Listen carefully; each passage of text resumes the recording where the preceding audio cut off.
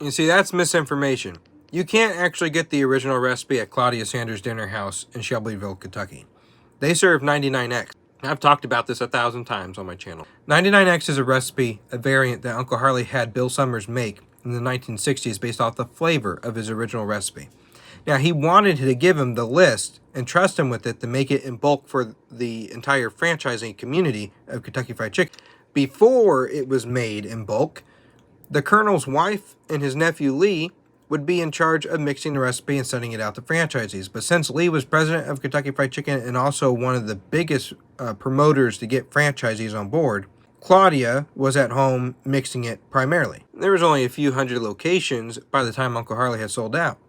And when he sold out, Brown and Massey started phasing out the joint locations of mixed restaurants and putting standalone ones. He changed the franchisee agreements to where they had to use standalone locations. And 7.5 years later, it sells for over $200 million, quite an appreciation in value. Well, when Brown and Massey purchased it in 1964, they had plans on expansion, and they needed it made in bulk. Uncle Harley knew this, and he knew Bill Summers, and he was making a restaurant for his wife at the time.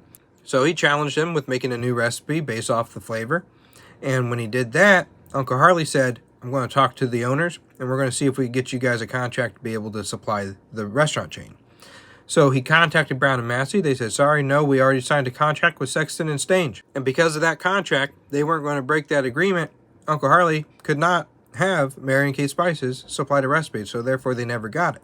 So therefore, the Claudia Sanders Dinner House that is supplied still today with 99X doesn't use the original recipe. They use a variant that was approved by the Colonel. And that is actually a variant called Chicken Seasoning Plus, which is their famous 99X recipe, plus extra salt.